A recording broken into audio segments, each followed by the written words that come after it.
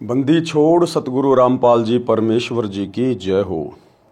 परमपिता परमात्मा सारी सृष्टि के रचनहार, कुल मालिक, असंख्य ब्रह्मांडों के स्वामी, जगत गुरु, तीनों लोकों में प्रवेश करके सबका भरण पोषण करने वाले राजाधीराज, आत्माधार, नाथों के नाथ, देवों के देव, महादेव, सर्वेश्वर, महेश्वर, मृत्युंजय, अजरो अमर, आदि अनादि सनातनी प्रभु, जगत पिता जगदीश्वर, श्री श्री 1008 की उपाधि के वास्तविक अधिकारी, अकाल मूरत शब्द स्वरूपी राम वासुदेव, सर्वगतम ब्रह्म, परम पूज्य, प्रथम पूज्य, परम संत, परम पुरुष, परम धनी, परम दयालु, सत्य कबीर, हक्का कबीर, अल्लाहु कबीर, अल्लाहु अकबर, बाखबर, अल्लाह ताला, जगत के तारणहार, जगत के मुक्तिदाता, जगत के जगन्नाथ, हारे के सहारे, हिंदुओं के राम, मुसलमानों के अल्लाह, सिखों के वाहेगुरु, ईसाइयों के मसीह, दया के सागर दयानिधि, करुणा के सागर करुणानिधि, स्वयंभू परिभू, संकट मोचन, कष्ट हरण, मंगल करण, दुख भंजन, अविगत कबीर,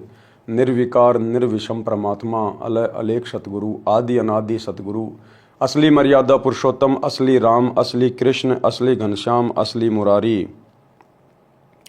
राजाओं के राजा, महाराजाओं के महाराजा, शहंशाहों के शहंशाह, सम्राटों के सम्राट, भगवानों के भगवान, अल्लाहों के अल्लाह, प्रभुओं के प्रभु, मसीहाओं के मसीह, सच्चे वाहिगुरु, बाबाओं के बाबा, पीरों के पीर, सेठों के सेठ, जगत सेठ, सावड़सा सेठ, सर्वगुण संपन्न, अनंत कोटि कलाओं के स्वामी, अनंत कोटि ब्रह्मांडों के नायक, योगियों में महायोगी, ध्यानियों में महाध्यानी, सिद्धों में परम सिद्ध, ज्ञानियों में तत्व ज्ञानी, ब्रह्म ज्ञानी, महाज्ञानी, परम ज्ञानी, सर्वश्रेष्ठ ज्ञानी, विज्ञानी, युवा कबीर, समरथ कबीर, असंवाद, अमित ओजा, सच्चे रहनुमा, करीम अल्लाह, सुभान अल्लाह, दुनिया के अंतिम पैगंबर, 8 सितंबर 1951 से गांव धनाना, जिला सोनीपत, हरियाणा, भारतवर्ष की पावन भूमि पे प्रकट रियल कल की भगवान श्री नारायण साकार हरि, श्री बाबा साहेब, नूर अनंत परमात्मा, संत शिरोमणि सतगुरु रामपाल जी परमेश्वर जी के चरण कमल में साध संगति से जुड़े हुए आप और हम सभी सत्सेवक भाई बहनों का अनंत कोटि दंडवत प्रणाम। सत्साई भाई और बहनों, दया परम पिता परमेश्वर जी की, सारी सृष्टि के रचयिता की, सतगुरु रामपाल जी भगवान की, जिनके शुभ आशीर्वाद से, विशेष आशीर्वाद से, उन्हीं के कर कमल से लिखित पवित्र पुस्तक जीने की राह के ऊपर वीडियो बनाने की श्रृंखला जारी है। इसी श्रृंखला में आज हमारा ये 20वें नंबर का वीडियो है।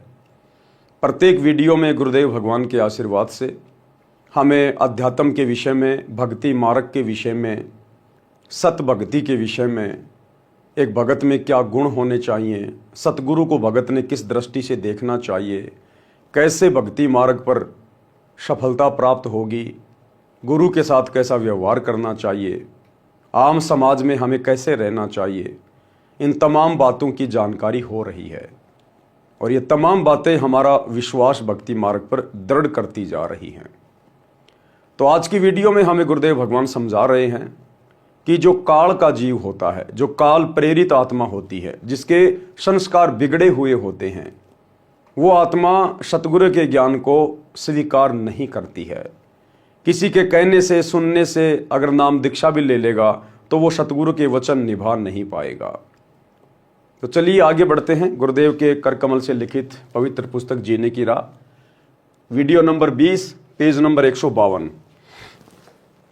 काल का जीव सतगुरु का ज्ञान नहीं मानता। कोयल काग का उदाहरण, ये बात समझाने के लिए गुरुदेव भगवान हमें कोयल और कव्वे का उदाहरण दे रहे हैं। कोयल पक्षी कभी अपना अलग से घोंसला बनाकर अंडे पैदा नहीं करती। कारण ये है कि कोयल के अंडों को कौवे खा जाते हैं। इसलिए कोयल को ऐसी नीति याद आई कि जिससे उसके अंडों को हानि न हो सके।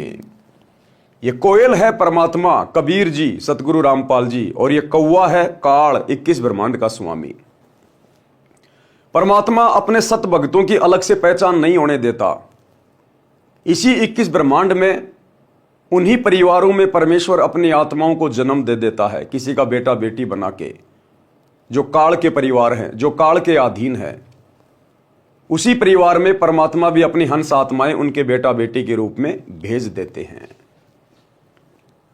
इसलिए कोयल को ऐसी नीति याद आई जिससे उसके अंडों को हानि न हो सके।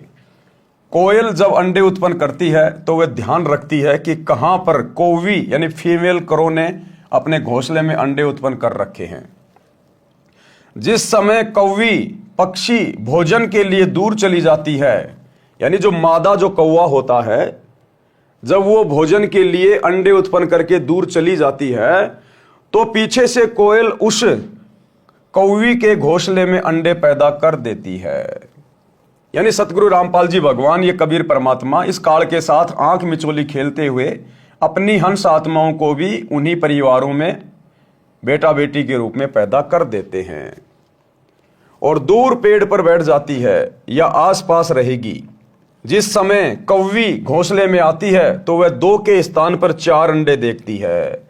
वो कोयल क्या करेगी, उस मादा कौवी के घोंसले में अपने अंडे उत्पन्न करके वही आसपास रहती है या दूर पेड़ पे बैठ के उनको देखती रहती है।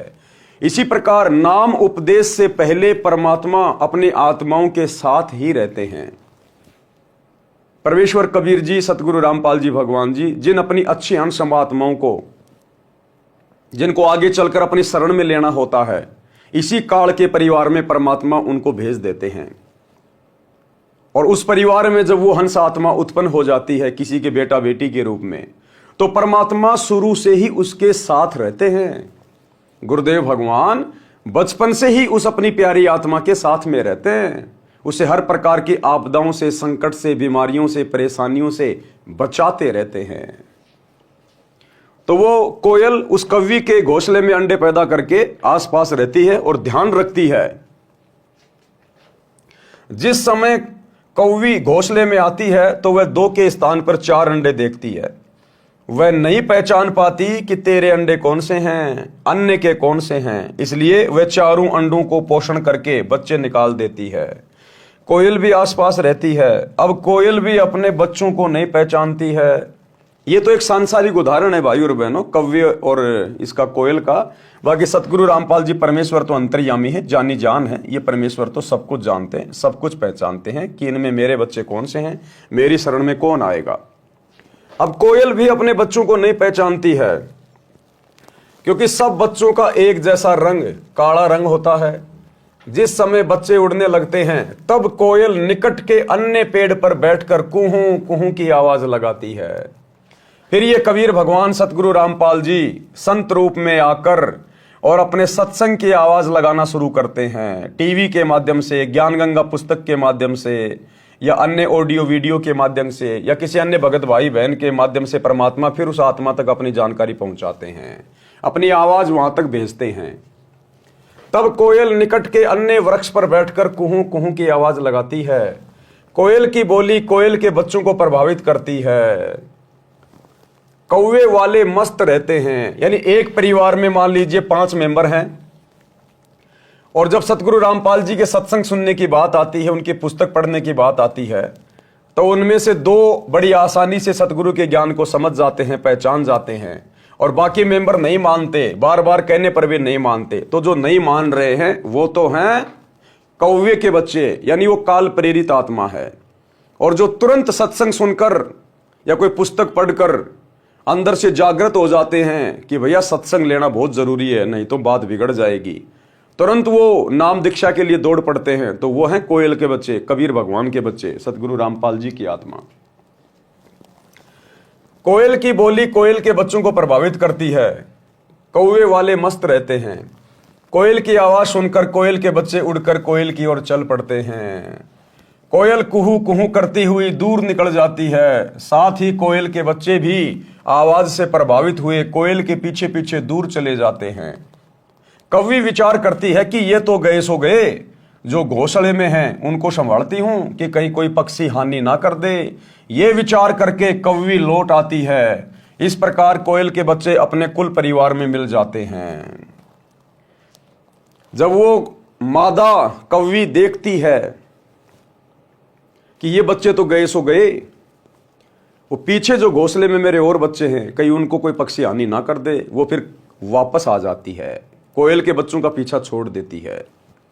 इसी प्रकार जो भगत, जो हंस आत्मा अपने सतगुरु से उपदेश लेने के बाद, अपने सतगुरु की आवाज को पहचानने के बाद जब दृढ़ होकर भक्ति मार्ग पर लग जाते हैं, किसी के डराने से, धमकाने से, लोकलाज में डालने से, दबाव डालने से अगर वो पीछे नहीं हटते हैं, भक्ति से नामखंड नहीं करते हैं, मर्यादा नहीं तोड़ते हैं, संघर्ष करते हैं, फिर ये काल रूपी कौवा उन आत्माओं का पीछा छोड़ देता है। थोड़ी देर तो वो कौवी दौड़ती है पीछे पीछे कि मेरे बच्चे गए, मेरे बच्चे गए। तो शुरुआत में तो भगत के पीछे काल लगेगा कि गए गए, मेरा भोजन गया, मेरा भोजन गया।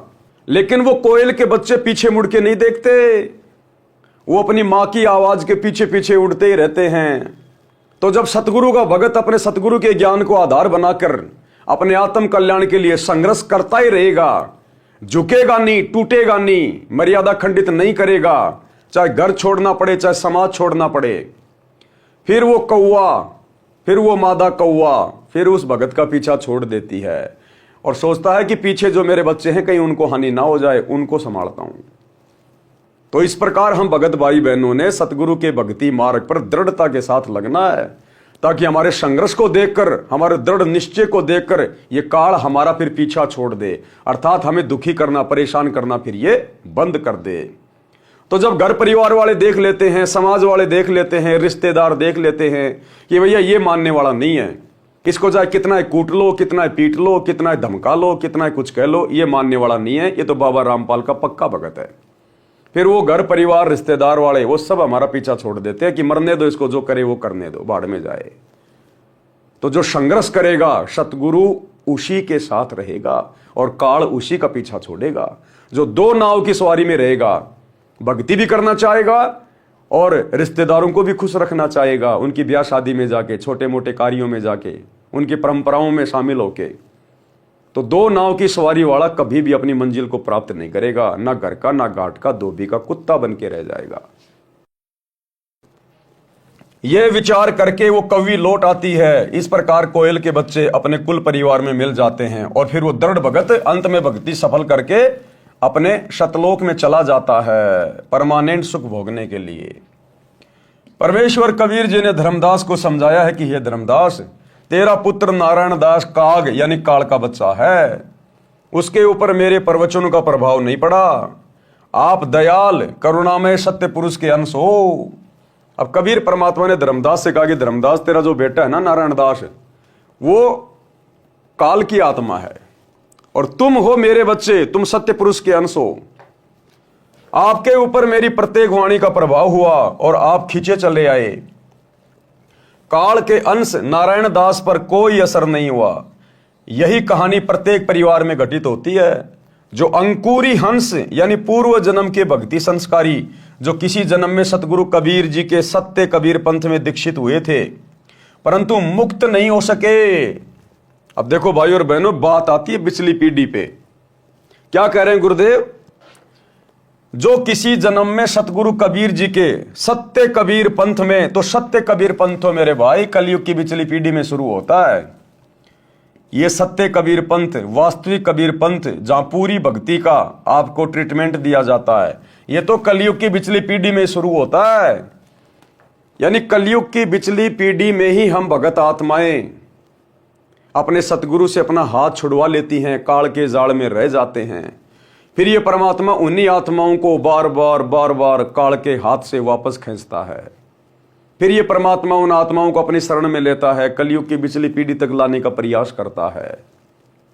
तो जो इस प्रकार की अंकुरी हंस आत्मा होती हैं, जो किसी पिछले युग में, किसी जन्म में इसी कबीर परमात्मा सतगुरु रामपाल जी भगवान की शरण में रह चुकी होती हैं, ये परमात्मा उन्हीं आत्माओं को फिर से मौका देता है और वो आत्माएं तुरंत अपने पिता की बात को जान जाती है, समझ जाती है, पहचान जाती है, तुरंत वो भक्ति को स्वीकार कर लेते हैं।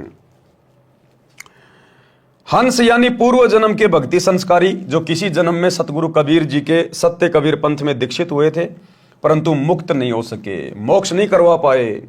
वे किसी परिवार में जन्मे हैं, सतगुरु की कबीर की वाणी सुनते ही तड़प जाते हैं। आज हम किसकी वाणी सुनकर तड़पे? सतगुरु कबीर की वाणी, सतगुरु रामपाल जी भगवान की वाणी। क्योंकि सत्संग किसने की अपने मुख कमल से? सतगुरु रामपाल जी ने। तो रियल कबीर वाणी कौन सी है? सतगुरु के सत्संग। तो रियल कबीर कौन हुए? सतगुरु रामपाल जी भगवान। सतगुरु की, कबीर जी की वाणी सुनते ही तड़प जाते हैं, आकर्षित होकर दीक्षा प्राप्त करके शिष्य बनकर अपना कल्याण कराते हैं। उसी परिवार में कुछ ऐसे भी होते हैं जो बिल्कुल नहीं मानते, अन्य जो दीक्षित सदस्य हैं उनका भी विरोध तथा मजाक करते हैं। वे काल के अंश हैं, वे भी नारायण दास की तरह काल के दूतों द्वारा प्रचलित साधना ही करते हैं। पृष्ठ 161 अनुराग सागर का सारांश।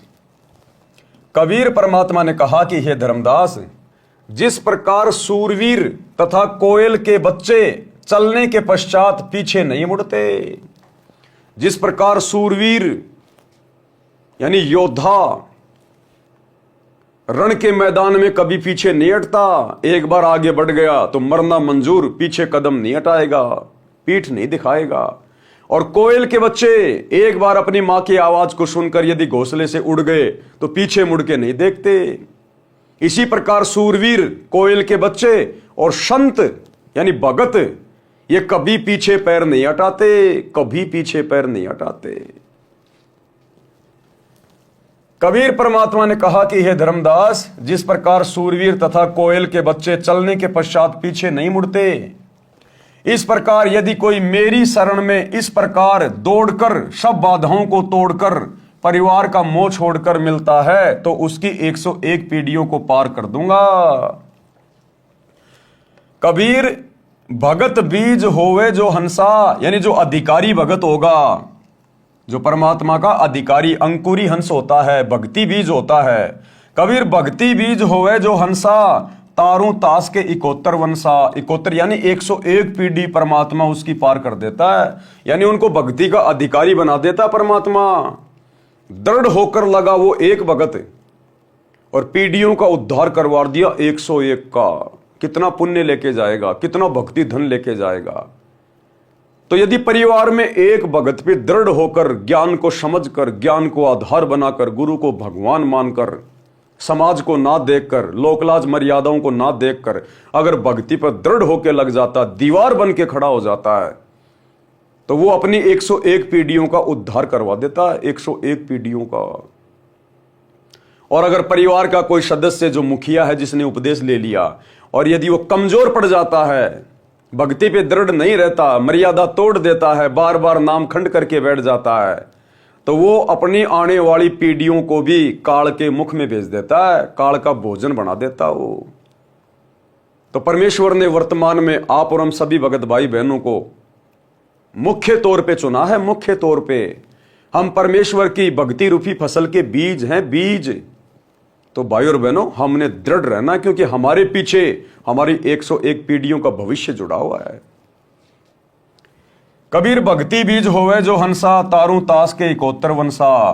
कबीर कोयल सुत जैसे सूरा होई, ये विधि धाय मिले मोहे कोई। निज घर की सुरती करे जो हंसा, तारू तास के 71 वंशा। हंस यानी भगत के लक्षण। अब भक्ति मार्ग पर आने के बाद में भगत के अंदर क्या क्या लक्षण होने चाहिए, तब कहीं जाकर उसकी भक्ति सफलता की ओर आगे बढ़ेगी। अगर सतगुरु से उपदेश भी ले लिया, भगत भी कहला रहा है और वो ही जगत भाव में चल रहा है, कोई परिवर्तन विशेष उसके अंदर नहीं आया है, तो वो खुद भी अपना सत्यानाश कर रहा है और अपने गुरु के मिशन को भी नरक में लेके जा रहा है।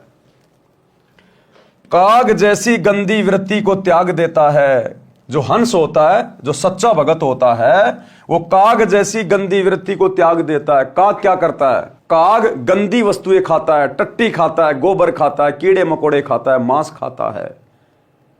तो जो गंदी वृत्ति का व्यक्ति होता है वो सच्चा भगत नहीं बन सकता, नेक भगत नहीं बन सकता। वो गंदा भगत नाम लेने के बाद भी राजनीति भी करेगा, समाज से यारी दोस्ती भी निभाएगा, किसी के आरक्षण में जाके बैठ जाएगा बिरानी आग में, गुंडों की सीबीआई जांच भी करवा देगा, जाटों की धर्मशाला भी बनवा देगा, हैं, धनाना गांव के लिए स्टेडियम भी बनवा देगा, आश्रमों में हॉस्पिटल भी खुलवा देगा, दुनिया भर की ड्रामेबाजी भी करेगा, राजनेताओं की रैली में भी धक्का खाता फिरेगा और अपने आप को भगत भी कहलाएगा। तो परमात्मा कहते हैं जो काग जैसी गंदी वृत्ति के होते हैं, काग जैसी गंदी वृत्ति को त्याग देता है कौन? जो सच्चा भगत होता है। तो वह हंस यानी भगत बनता है। काग निज स्वार्थ पूर्ति के लिए दूसरों का अहित करता है। किसी पशु के शरीर पर घाव हो जाता है तो कौवा उस घाव से नोच नोच कर मांस खाता है। पशुओं की आंखों से आंसू ढलकते रहते हैं, कौवे की बोली भी अप्रिय होती है। हंस यानी भगत को चाहिए कि अपनी कौवे वाला स्वभाव त्यागे।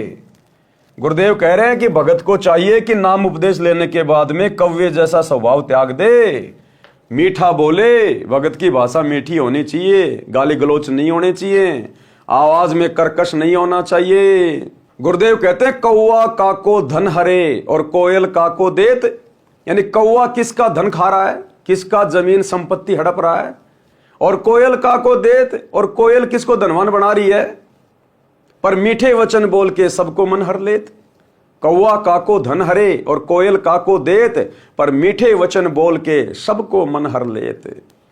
इसी प्रकार भगत ने मृदुभाषी होना चाहिए।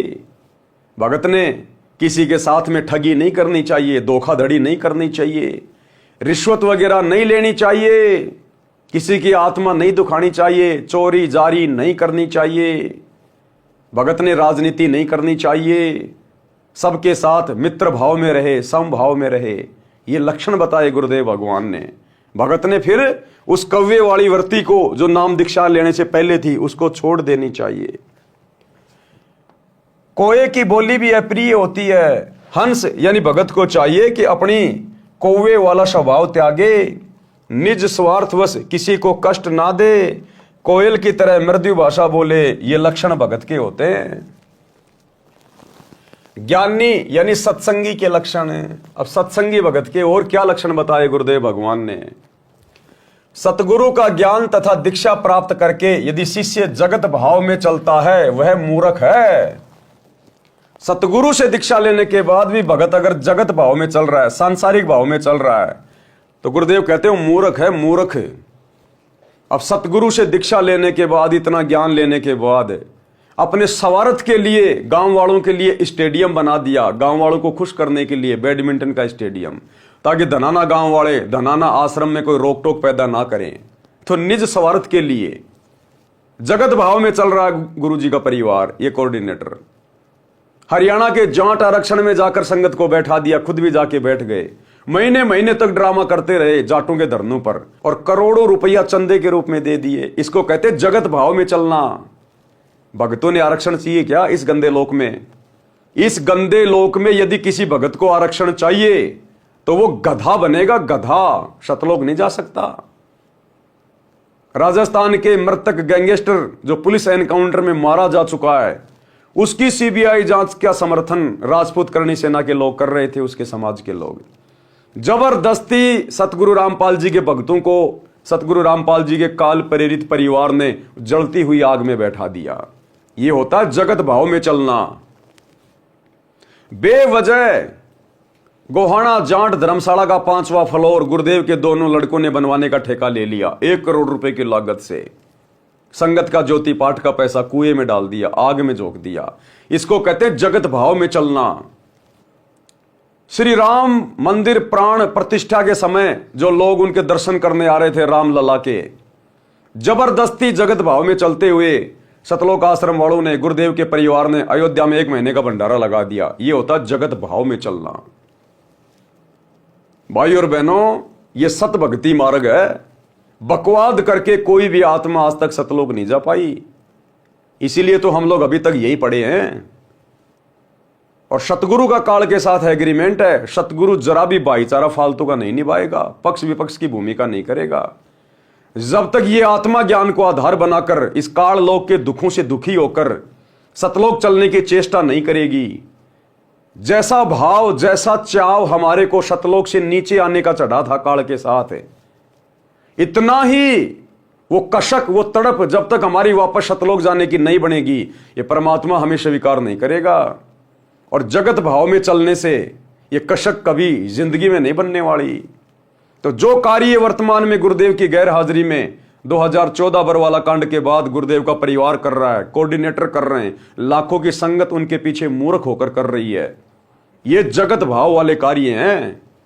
ऐसे कुकर्म करने से, ऐसी बकवादों में पड़ने से लाख जन्म भी सतलोक नहीं मिल सकता। तो क्या कह रहे हैं गुरुदेव, सतगुरु का ज्ञान तथा दीक्षा प्राप्त करके यदि शिष्य जगत भाव में चलता है तो वो मूर्ख है, वह भक्ति लाभ से वंचित रह जाता है। कौन सा भक्ति लाभ? मोक्ष। वह भक्ति में आगे नहीं बढ़ पाते, उसी समय उनका कनेक्शन सतगुरु से कट जाता है, फुल स्टॉप लग जाता है। भले वो माला करते रहो, आरती करते रहो, आश्रमों में आते रहो, जाते रहो, लड्डू जलेबी खाते रहो, लेकिन फुल स्टॉप लग जाता है। फिर वे सार शब्द प्राप्ति के योग्य नहीं बन पाते। इसलिए तो सतगुरु ने अभी तक किसी को सार शब्द नहीं दिया। ये सार शब्द भक्तों को वो ही दे रहे हैं जो जगत भाव में चल रहे हैं। यानी वर्तमान में भगत ही भक्तों को सार शब्द दे रहे हैं, सतगुरु नहीं दे रहा किसी को। सतगुरु तो सार शब्द के योग्य बनाने के लिए 2014 बरवाला कांड के बाद से परीक्षा ले रहा है। और भैया परीक्षा के समय में पढ़ाई नहीं होती, परीक्षा के समय में पढ़ाई नहीं होती, नए एडमिशन नहीं होते। तो ये तो अपने धार्मिक धंधे के लिए सतलोक आश्रम खोले जा रहे जगह जगह। गुरुदेव कह रहे शिष्य जब तक उपदेश लेने के बाद जगत भाव में चलेगा वो सार शब्द के योग्य नहीं बनता। तो 2014 बरवाला कांड के बाद से पूरी की पूरी संगत जो सतलोक आश्रमों से जुड़ी हुई है ये जगत भाव में तो चल रही है, भक्ति भाव है कहां इनके पास है। तो कौन सा सार नाम मिल रहा है इनको? फर्जी, फर्जी सार नाम, फर्जी सार शब्द। वे सार शब्द प्राप्ति के योग्य नहीं बन पाते। यदि अंधे व्यक्ति का पैर बिस्टे यानी टट्टी या गोबर पर रखा जाता है तो उसका कोई मजाक नहीं करता। नादान व्यक्ति कोई गलती कर दे उसका कोई मजाक नहीं करता। छोटा बच्चा मां की गोद में पेशाब कर दे कोई मजाक नहीं करता। लेकिन ज्ञान प्राप्त करने के बाद, समझदार बनने के बाद, सतगुरु से उपदेश लेने के बाद शिष्य यदि जगत भाव में चलता है, बकवाद करता है, गंदी राजनीति करता है, समाज के साथ में यारी दोस्ती निभाता है, उसके बाद वो आत्मा सतगुरु की नजरों में गिर जाती है, समाज में हंसी का पात्र बनता है, हंसी का पात्र। यदि अंधे व्यक्ति का पैर बिस्टे यानी टट्टी या गोबर पर रखा जाता है तो उसका कोई मजाक नहीं करता, कोई उसकी हंसी नहीं करता। यदि आंखों वाला यानी भगत कुठोर गलत स्थान पर जाता है, पर नारी गमन, चोरी करना, मर्यादा तोड़ना, अब मर्यादा तोड़ने में सारे काम आ गए। अयोध्या में जाके भंडारा करना, जाटों का आरक्षण, गुंडों की सीबीआई जांच, जाटों की धर्मशाला, धनाना में हॉस्पिटल बनाना, स्टेडियम बनाना, ये दुनिया भर के पाखंड करना, ये सब मर्यादा तोड़ने के अंतर्गत आते हैं। पर नारी गमन, चोरी करना, मर्यादा तोड़ना, वर्जित वस्तु तथा साधना का प्रयोग करना कुठोर कहा जाता है, तो निंदा का पात्र होता है। आने वाले समय में भक्ति इतिहास में गुरुदेव के बेटा बेटी, भाई बंधु, रिश्तेदार, ये कोऑर्डिनेटर, ये सब निंदा के पात्र बनेंगे, निंदा के पात्र। क्योंकि आने वाले समय में पूरी पृथ्वी पर इसी परमेश्वर का ज्ञान और इसी की मर्यादा होंगी। उस समय ये जो यादगार इन्होंने जो बनवा दिए हैं गुरुदेव की गैर हाजिरी में जगत भाव में चलते हुए, ये धनाना में स्टेडियम बना दिया, यादगार बना दी कि आने वाला भगत समाज हमारे को कुठोर दृष्टि से देखे कि रे गधो, सतगुरु के परिवार में जन्म लेने के बाद भी तुम सतगुरु के मोटे मोटे नियम भी नहीं समझ पाए। सतगुरु ने तो प्रथम नाम दीक्षा के समय बता दिया कि भक्तों ने ताश भी नहीं खेलनी, कोई गेम नहीं खेलना, सहयोग नहीं करना, और तुमने ये 1 करोड़ रुपए का स्टेडियम बनवा दिया धनाना वालों के लिए, तो वो निंदा के पात्र बनेंगे। ये सात संगति के माध्यम से जो वीडियो बन रहे हैं, जो इनके कुकर्मों को दिखा रहे हैं, इन वीडियो को देख देख कर, इनके जगत भाव वाले कुकर्मों को देखकर आने वाला भगत समाज इनको निंदा की दृष्टि से देखेगा, निंदा की दृष्टि से, कि तुमसे बड़ा मूर्ख तो कोई धरती पे है ही नहीं। तुम कहलाते थे गुरु जी के बेटा बेटी, भाई बंधु, रिश्तेदार, कोऑर्डिनेटर, बड़े बड़े भगत, तुम बड़े बड़े आश्रम चला रहे थे और ज्ञान तुम्हारे को 2 दिल्ली का भी नहीं। तुमने एक भी मर्यादा गुरुदेव की सुरक्षित नहीं रखी। तो आने वाले समय में यही गुरु का काल प्रेरित परिवार समाज में निंदा का पात्र बनेगा जब गुरु जी का ज्ञान पूरी पृथ्वी पर होगा। अनुराग सागर के पेज नंबर 162 तथा 163 का सारांश, भगत परमार्थी होना चाहिए। परमार्थी जैसे गाय स्वयं को जंगल में, खेतों में घास खाकर आती है, स्वयं जल पीती है और मानव को अमृत दूध पिलाती है, उसके दूध से घी बनता है। गाय सुत यानी गाय का बच्चा हल में जोता जाता है, इंसान का पोषण करता है यानी खेत में कार्य करके। गाय का गोबर भी मनुष्य के काम आता है। मृत्यु उपरांत गाय के शरीर के चमड़े से जूती बनती है जो मानव के पैरों को कांटों कंकरों से रक्षा करती है। मानव जन्म प्राप्त प्राणी परमार्थ ना करके भक्ति से वंचित रहकर पाप करने में अनमोल जीवन नष्ट कर जाता है। मांसाहारी नर राक्षस की तरह गाय को मारकर उसके मांस को खा जाता है, वह महापाप का भागी बनता है। इस संबंध की परमेश्वर कबीर जी की निमन वाणी पढ़ें। परमार्थी गऊ का दृष्टांत यानी उदाहरण है। गऊ को जानू परमार्थ खानी, गऊ चाल गुण परखूं ज्ञानी। उस गाय की तरह भगत ने अपने आप को भक्ति मार्ग पर रखना चाहिए, परमार्थी भाव में। आपन चरे तरण उद्याना, यानी खुद तो वो घास खाती है। खुद तो गाय क्या खाती है? घास। अचवे जल दे क्षीर निदाना, और पानी पीकर दूसरों को क्षीर यानी दूध देती है। तासू क्षीर घृत देव अगाही, फिर उस दूध से घी निकलता है। सो सुत नर के पोषक आही। गोशुत, गोशुत यानी गाय का बच्चा इंसान के पोषण के काम में आता है, अर्थात उसके फसल में उसका सहयोग करता है। खेत की बिजाई होती है, खेत की जुताई होती है गाय के बच्चों से, बैल से। बिष्टा तासों काज नर आवे, गाय का गोबर भी खेत में खाद के रूप में काम आता है। नर अग कर्मी जन्म गमावे, और इंसान मनुष्य जन्म प्राप्त करके भी उल्टे कर्म करके भक्ति ना करके अपना जन्म बर्बाद कर जाता है। टीका पूरे तब गोतन नाशा, नर राक्षस गोतन लेत गराशा। चाम तासु तन अति सुखदाई, एतिक गुण एक गोतन भाई। इतने गुण तो एक गाय में होते हैं, जबकि इंसान में कितने गुण होने चाहिए। परमार्थी संत लक्षण। गोशम संत गहे ये बाणी, तो नहीं काल करे जीवहानि। अगर गाय की तरह भगत यदि परमार्थी हो जाए, अपनी मर्यादाओं को सुरक्षित रखकर परमार्थ करना है। ये कलयुग की बिचली पीढ़ी है। परमार्थी होना बहुत अच्छी बात है, दयावान होना बहुत अच्छी बात है। दया बिना दरवेश कसाई। जिस दरवेश यानी संत में भगत में दया नहीं है, वो तो कसाई के समान है।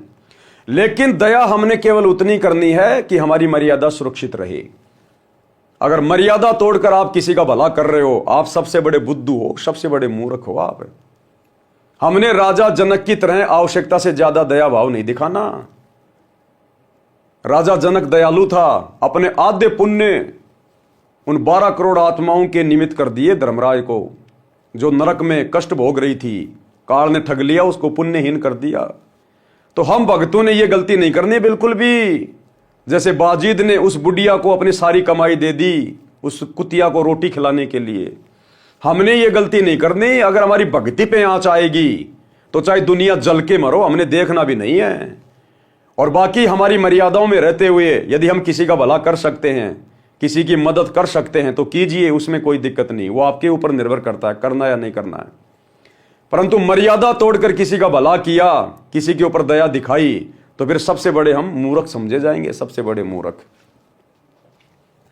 नरतन लही असबुद्धि होई, सतगुरु मिले अमर है सोई। सुन धर्मनी परमारथ वाणी, परमारथ ते होय न हानि। पद परमारथ संत अधारा, गुरु सम लेई सो उतरे पारा। सत्य शब्द को परिचय पावे, परमारथ पद लोक सिंधावे। सेवा करे विसारे आपा, यानी सेवा करे, और आपा यानी घमंड, घमंड को त्याग दे। आपा थाप अधिक संतापा, अगर खुद के ऊपर लेगा कि मैंने ये परमार्थ कर दिया, मैंने ये भलाई का काम कर दिया, मैंने इतनी सेवा कर दी, कहते फिर उसके ऊपर संकट आएगा, दुख आएगा। ये नर अश्चातुर बुद्धि माना, गुण शुभ कर्म कहे हम ठाना। ऊंचा कर्म अपने सिर लीन्या, अवगुण कर्म पर सिर दीन्या। यानी जो मुख्य मुख्य सेवा है, मुख्य मुख्य जो महिमा है, वो तो अपने ऊपर ले ली, और जो नीचे कर्म है, जो अवगुण है, वो दूसरे के सिर पे रख दिए, तो कहते हैं वो भी भगत नहीं है। तात होए शुभ कर्म विनाशा, धर्मदास पद गहो विश्वासा। आशा एक नाम की राखे, निज शुभ कर्म प्रगट नहीं बाखे। गुरुपद रहे सदा लो लीना, जैसे जल ही न विसरत मीना। गुरु के शब्द सदा लो लावे, सत्य नाम निस दिन गुण गावे। जैसे जल ही न बिसरे मीना, ऐसे शब्द गहे परवीना। पुरुष नाम को अस पर भाऊ, हंसा भौरी ने जग में आऊं। निश्चय जाए पुरुष के पासा, कूरम कला परखूं धर्मदासा। अब गुरुदेव इनका सरलार्थ कर रहे हैं कि भगत ने किस प्रकार से परमार्थी होना है। परमेश्वर कबीर जी ने धर्मदास जी के माध्यम से मानव मात्र को संदेश व निर्देश दिया है। कहा है कि मानव को गाय की तरह परमार्थी होना चाहिए। जिनको सतगुरु मिल गया है वे तो अमर हो जाएंगे, घोर पापों से बच जाएंगे। सेवा करे तो अपनी महिमा की आशा ना करे कि मैंने इतनी पुस्तक बांट दी, मैंने इतने भक्तों को नाम दिला दिया। ये बिल्कुल अपने ऊपर ना ले भगत। सेवा करे तो सेवा भाव से करे, मान बढ़ाई की इच्छा ना रखे, इज्जत प्राप्ति की इच्छा ना रखे। सेवा करे तो अपनी महिमा की आशा ना करे। यदि अपने आप को मान बढ़ाई के लिए अपने आप को महिमावान मान लेगा तो उसको अधिक कष्ट होगा, शुभ कर्म नष्ट हो जाएंगे। उपदेशी केवल एक नाम की आशा रखे, केवल अपने गुरुदेव भगवान की आशा, केवल इनके सत भक्ति मंत्रों की आशा, दुनिया के आगे हाथ न फैलाए और किसी देव महादेव से मोक्ष की या धन प्राप्ति की कोई भी भौतिक इच्छा की डिमांड ना करे। केवल अपने गुरुदेव से आशा रखे, उनकी भक्ति पे लगे रहे, नाम का सुमरण करता रहे। उपदेशी केवल एक नाम की आशा रखे, मान बढ़ाई की चाहत हृदय से त्याग दे, अपने शुभ कर्म दान या अन्य सेवा किसी के सामने ना बताए कि मैंने इतना दान कर दिया, मैंने इतनी सेवा कर दी। हाँ, वैसे यदि बताना है, किसी कारणवश यदि बताना पड़ जाए तो हम बता सकते हैं, लेकिन मान बढ़ाई की चाहत में नहीं कि मैंने इतने पाठ करा दिए, मैंने इतना रुपया दान कर दिया। मान बढ़ाई के हिसाब से नहीं, दूसरों में इज्जत प्राप्ति के लिए नहीं। वैसे यदि कोई कारण हो जाए, बताना पड़ जाए तो आदि नौकर कि भाई दास की तो क्या औकात है। परमात्मा ने दास के ऊपर दया बख्शी, मालिक ने 2 पैसे का इंतजाम करवाया, मालिक ने दास को प्रेरणा की और परमात्मा ने अपने आत्म कल्याण के लिए परमात्मा के चरणों में समर्पित कर दिए। भाई इस हिसाब से अहंकार में आके नहीं कि मैं महीने में 2 पाठ करवाता हूं, तू करवा के दिखाना, वो मारा जाएगा। फिर मान बढ़ाई की चाहत हृदय से त्याग दे, अपने शुभ कर्म दान या अन्य सेवा किसी के सामने ना बताए। गुरु जी के पद यानी गुरु की शरण में ऐसे रहे जैसे जल में मछली रहती है। मछली एक पल भी पानी के बिना नहीं रह सकती, तुरंत मर जाती है। ऐसे गुरु की शरण को महत्व देवे। किसकी शरण को? गुरु की शरण को। गुरु जी द्वारा दिए शब्द यानी जाप मंत्र, सतगुरु शब्द जो सतनाम है यानी वास्तविक भक्ति मंत्र में सदा लीन रहे, जो पुरुष परमात्मा का भक्ति मंत्र है, उसका ऐसा प्रभाव है, उसमें इतनी शक्ति है कि साधक पुनः संसार में जन्म मरण के चक्कर में नहीं आता। वह वहां चला जाता है जो सनातन परम धाम, जहां परम शांति है, जहां जाने के पश्चात भगत कभी लौटकर इस गंदे लोक में नहीं आता। यही प्रमाण श्रीमद् भगवत गीता अध्याय 18 श्लोक 62 में है।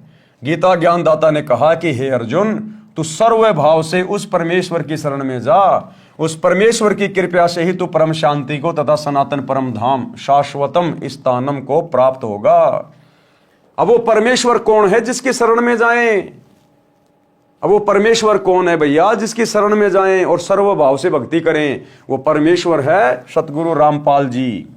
वो परमेश्वर है ये कबीर भगवान सतगुरु रामपाल जी, जो सतगुरु रूप में तत्वदर्शी संत के रूप में धरती पे प्रकट हैं। ये है वो परमेश्वर जिसकी शरण में जाने के लिए गीता अध्याय 18 श्लोक 62 में कहा गया है कि हे अर्जुन, तू सर्व भाव से उस परमेश्वर की शरण में जा, उस परमेश्वर की कृपा से ही तू परम शांति को तथा सनातन परम धाम शाश्वत स्थानम को प्राप्त होगा। अध्याय 18 श्लोक 62। गीता अध्याय 15 श्लोक 4 में गीता ज्ञानदाता ने कहा है कि तत्व ज्ञान प्राप्ति के पश्चात परमेश्वर के उस परम पद की खोज करनी चाहिए जहां जाने के पश्चात भगत लौटकर कभी संसार में नहीं आता। जिस परमेश्वर ने संसार रूपी वृक्ष की रचना की है उसी की भक्ति करो। किसकी भक्ति करो?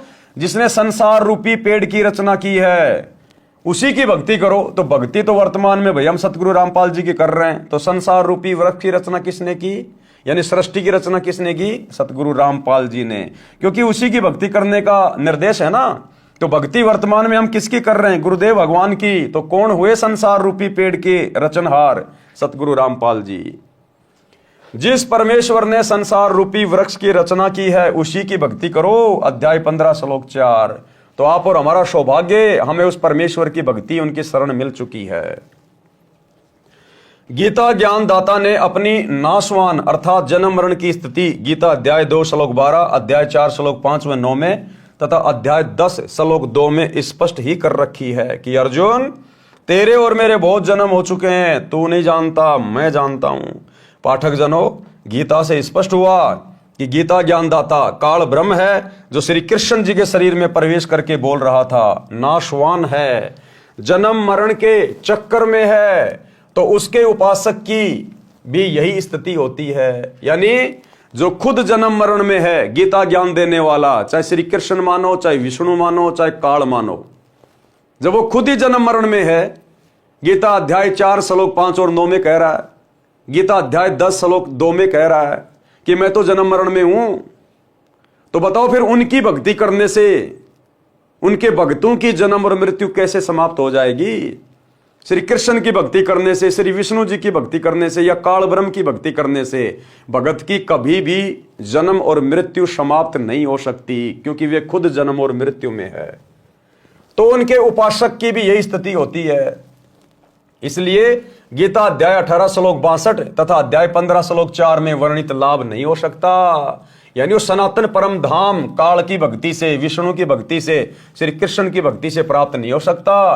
वो सनातन परम धाम प्राप्त होगा सतगुरु रामपाल जी इस कबीर भगवान की सत भक्ति से, इनकी शरण में आने से।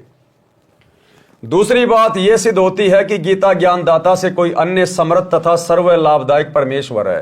तभी तो कह रहा कि तू सर्वभाव से उस परमेश्वर की शरण में जा। अरे भाई, अपने से अन्य की शरण में जाने के लिए गीता का ज्ञान देने वाला कह रहा है, इसका मतलब गीता ज्ञानदाता के पास में वो सामर्थ्य नहीं है, वो भक्ति नहीं है, वो शक्ति नहीं है। तभी तो अपने से अन्य की शरण में जाने के लिए अर्जुन को कह रहा है कि अगर तुझे सनातन परम धाम प्राप्त करना है, जन्म मरण का रोग कटवाना है, परम शांति चाहिए, तो उस परमेश्वर की शरण में जा। तो कौन है वो परमेश्वर जिसकी शरण में जाने के लिए गीता का ज्ञान देने वाला भगवान भी कह रहा है? वो है कबीर भगवान। और वो कबीर भगवान वर्तमान में धरती पर सतगुरु रामपाल जी के रूप में प्रकट है। दूसरी बात यह सिद्ध होती है कि गीता ज्ञानदाता से कोई अन्य समर्थ तथा सर्व लाभदायक परमेश्वर है, जिसकी शरण में जाने के लिए गीता ज्ञानदाता यानी काल ब्रह्म ने कहा है, वह परमेश्वर बंदी छोड़ जी हैं। कौन है वह परमेश्वर? कबीर बंदी छोड़ जी हैं, जो आज सतगुरु रामपाल जी के रूप में धरती पे प्रकट है। उन्होंने अपनी महिमा स्वयं ही कही है। आज गुरुदेव अपनी महिमा स्वयं ही बता रहे हैं, सृष्टि रचना का ज्ञान स्वयं ही दे रहे हैं। ब्रह्मा विष्णु महेश की रचना, उत्पत्ति, जन्म मरण स्वयं बता रहे हैं। सारे धर्मशास्त्रों को स्वयं ही आके बता रहे हैं, सृष्टि का ज्ञान स्वयं दे रहे हैं। क्योंकि इनके अलावा इनकी महिमा कोई दूसरा नहीं बता सकता, क्योंकि इनके बारे में कोई दूसरा यहाँ का प्राणी जानता ही नहीं है। उन्होंने अपनी महिमा स्वयं ही कही है, जो आप जी कबीर सागर में पढ़ रहे हैं। परमेश्वर ने अनुराग सागर पेज 13 पर कहा है कि सत्य पुरुष द्वारा रची सृष्टि के विषय में बताई कथा का साक्षी किसको बनाऊं, क्योंकि सबकी उत्पत्ति बाद में हुई है। यानी सबसे पहले यही कबीर परमात्मा सतगुरु रामपाल जी भगवान प्रकट हुए, स्वयंभू परमात्मा। उसके बाद इन्होंने सारी सृष्टि उत्पन्न की है। तो इनकी कहानी भला कौन जान सकता है, क्योंकि सब तो इनके बाद में उत्पन्न हुए, इन्हीं के द्वारा। तो अपने द्वारा रची गई सृष्टि के विषय में ये कबीर परमात्मा स्वयं ही नीचे संत रूप में आके ठीक ठीक बताता है, क्योंकि सबकी उत्पत्ति बाद में हुई है। पहले अकेले सत्य पुरुष थे। यहां पर विवेक करने की बात यह है कि कबीर जी को ज्ञान कहां से हुआ? जब सृष्टि रचना के समय कोई नहीं था। इससे स्वयं सिद्ध है कि ये स्वयं पूर्ण परमात्मा सृष्टि के रचनहार हैं। जिन महान आत्माओं को परमेश्वर कबीर जी मिले हैं, उन्होंने भी यही साक्ष्य दिया है। गरीब अनंत कोटि ब्रह्मांड का एक रति नहीं भार, और सतगुरु पुरुष कबीर है कुल के सृजनहार।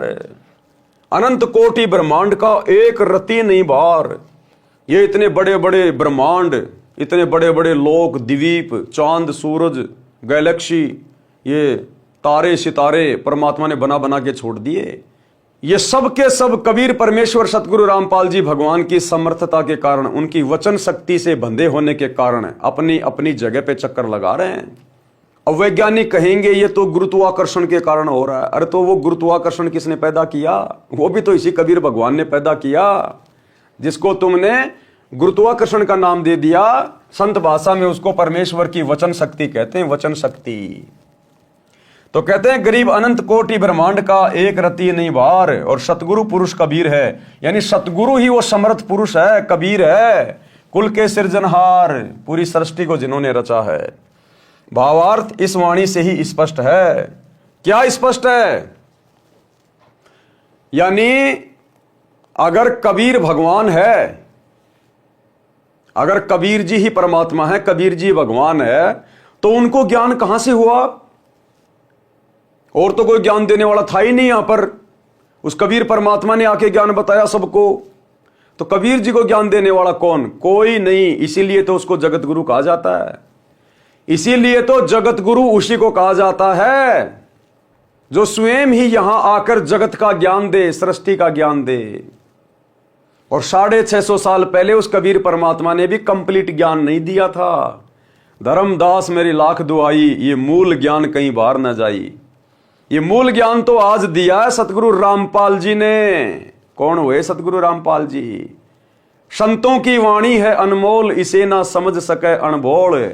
साहिब ने भेद दिया सब खोल, अपनी सतलोक राजधानी का। आज खोला है वो भेद पूरा का पूरा साहिब ने। तो आज भेद खोलने वाला कौन? सतगुरु रामपाल जी। तो कौन हुए साहेब? साहेब ने भेद दिया सब खोला, अपनी सतलोक राजधानी का। 650 साल पहले तो भेद खोलना ही नहीं था, ये तो आज खोला है। तो कौन हुए? गुरुदेव, स्वयं कबीर परमात्मा। तो गुरुदेव कह रहे हैं इस वाणी से ही स्पष्ट है कि फिर सतगुरु रामपाल जी को ज्ञान कहां से हुआ? इनको ज्ञान किसने दिया? इनको किसी ने ज्ञान नहीं दिया। ये जगत गुरु हैं। जगत गुरु को किसी से ज्ञान लेने की जरूरत नहीं है। जो दूसरे से ज्ञान लेके आगे ज्ञान देता वो जगत गुरु नहीं होता। तो सारी सृष्टि की रचना गुरुदेव भगवान ने की है, यही कबीर भगवान है। और वर्तमान में परमात्मा अपने ओरिजिनल स्वरूप को, नूरी रूप को हल्का करके, छुपा के संत रूप में हमारे समक्ष प्रकट हैं, विद्यमान हैं, और ज्ञान से अपनी पहचान करवाना चाहते हैं, ना कि चमत्कार दिखा के। तो जो अधिकारी आत्मा होंगे, जो अधिकारी हंस होंगे, वे ही ज्ञान को आधार बना के अपने गुरु को परमात्मा मानेंगे, कबीर जी मानेंगे, अन्यथा नहीं स्वीकार कर सकते। कूरम कला परखो धर्मदासा। अब ये कूरम कला क्या है? कूरम यानी कछुआ। तो कछुआ क्या करता है? उसके अंदर क्या योग्यता है? भगत के अंदर वैसी योग्यता होनी चाहिए। कूरम कला, कूरम कला का भावार्थ है कि जैसे कूरम यानी कछुआ आपत्ति के समय अपने मुख तथा पैरों को अपने अंदर छुपाकर निष्क्रिय हो जाता है। जब कोई आपत्ति का अंदेशा होता है, कोई संकट लगता है, तो कछुआ अपने मुंह को और अपने चारों पैरों को अंदर सिकोड़ लेता है, और आपत्ति टलने के बाद फिर वापस धीरे धीरे बाहर निकाल लेता है। इसी प्रकार समझदार भगत वही है जो कूरम कला का उपयोग करे। आप कहीं किसी को ज्ञान समझा रहे हो, सामने वाला हावी हो गया काल प्रेरणा से, तो भगत ने कूरम कला का प्रयोग करना चाहिए। तुरंत चुपचाप हो जाए, मुंह के ताला लगा ले कि ठीक है भैया, ठीक है भगत जी, हमने तो समझाना था समझा दिया, बाकी देखो आपकी मर्जी, आप भी विद्वान हो, आप भी समझदार हो। अब ठीक है, आप नहीं मान रहे तो आप फिर ठीक है, फिर आप कह रहे हो सही है। तो ये उसको शांत करने का मूल मंत्र है। उसके साथ में लड़ना नहीं, झगड़ना नहीं कि नहीं मैं जो कह रहा हूं वो ही सही है, तू झूठ है, तो वो तो काल प्रेरित है, 2 मिनट में थप्पड़ मुक्की पे आ जाएगा। तो परमात्मा कहते हैं कोई मानता तो ठीक है, नहीं मानता है, ज्यादा हावी होता है, कोई लड़ाई झगड़ा करता है जानबूझ के किसी भी बात को लेकर, तो उसी समय शांत हो जाओ, चुपचाप हो जाओ, बिल्कुल अधीन कछुए की तरह, और जैसे माहौल शांत हो जाए निकल लो। कूरम कला परखो धर्मदासा भावार्थ है कि जैसे कूरम यानी कछुआ आपत्ति के समय अपने मुख तथा पैरों को अपने अंदर छुपाकर निष्क्रिय हो जाता है, आपत्ति टलने के तुरंत पश्चात अपने मार्ग पर चल देता है, इसी प्रकार भगत को चाहिए कि यदि सांसारिक व्यक्ति आपके भक्ति मार्ग में बाधा उत्पन्न करें तो उनको उलटकर जवाब ना देकर अपनी भक्ति को छुपाकर सुरक्षित रखें। यानी उनके साथ में लड़ाई झगड़ा करके, वाद विवाद करके, गाली गलौज करके अपनी भक्ति का सत्यानाश ना करें, शांत हो जाएं। सामान्य स्थिति होते ही फिर उसी गति से साधना करें। इस प्रकार करने से निश्चय जाए पुरुष के पासा, वह साधक परमात्मा के पास अवश्य चला जाता है। क्यों? क्योंकि जब हम अपने गुरुदेव के द्वारा बताए गए फॉर्मूलों को अपने जीवन में लागू करेंगे तो हमें 101% सफलता प्राप्त होगी। क्योंकि गुरु हमें वही फॉर्मूला बताएगा जो बिल्कुल स्वयं सिद्ध है। अनुराग सागर पेज 163 281 पर सोरठा। आनंद धाम अमोल हंस तहां सुख बिल सही, हंस करे किलोल पुरुष तनु छवि निरखही। ये जो सोरठा होता है इसको उल्टा पढ़ा जाता है, पहले ये आगे की लाइन, फिर पीछे की, फिर आगे की, फिर पीछे की। भावार्थ, उपरोक्त ज्ञान के आधार से साधना करके साधक अमर धाम में चला जाता है। यानी गुरुदेव के द्वारा बताई गई साधना करके, गुरुदेव के द्वारा बताए गए फॉर्मूलों को अपने भगत वाले जीवन में लागू करके भगत फिर मर्यादा में रह के आजीवन भक्ति करेगा तो फिर वो परम धाम को चला जाता है। उपरोक्त ज्ञान के आधार से साधना करके साधक अमर धाम में चला जाता है। यहां ज्ञान आधार बताया गुरुदेव ने, गुरुजी के बेटे के आधार से नहीं, गुरुजी की बेटी के आधार से नहीं, किसी कोऑर्डिनेटर के आधार से नहीं, भक्तों ने देखा देखी के आधार से नहीं, जगत के आधार से नहीं, ज्ञान के आधार से साधना करके साधक अमर धाम में चला जाता है। वहां पर आनंद भोगता है, वह शतलोक बेशकीमती है। वहां पर सत्य पुरुष के शरीर की शोभा देखकर आनंद मनाते हैं। दीक्षा लेकर नाम का सुमरण करना अनिवार्य। यानी नाम उपदेश लेने के बाद यदि आप सुमरण करने में, भक्ति करने में गफलत करते हैं तो ये भक्ति मार्ग में भगत के हित में नहीं है, फिर भगत नुकसान उठाएगा। तो क्या कह रहे हैं गुरुदेव? दीक्षा लेकर नाम का सुमरण करना अनिवार्य है। और गुरुदेव हमें राजा बीर सिंह बघेल की पत्नी का उदाहरण देकर, जिसने सतगुरु से उपदेश ले लिया था 650 साल पहले, लेकिन राजा की रानी थी, किसी चीज की कमी थी नहीं, ना खाने की ना पहनने की, नौकर चाकर खूब थे। वो भक्ति को हल्के में ले रही थी कि किसने देखा है मरने के बाद यम के दूत आएंगे, नरक में जाएंगे, ये होगा।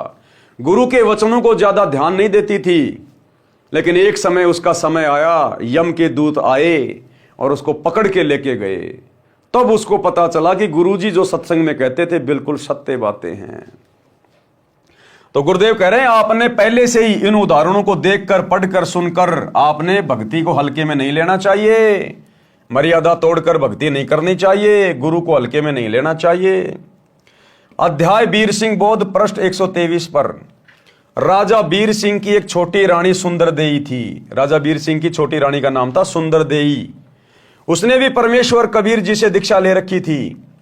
उसने सत्संग बहुत सुने थे लेकिन विश्वास कम था। नाम की कमाई यानी साधना नहीं करती थी।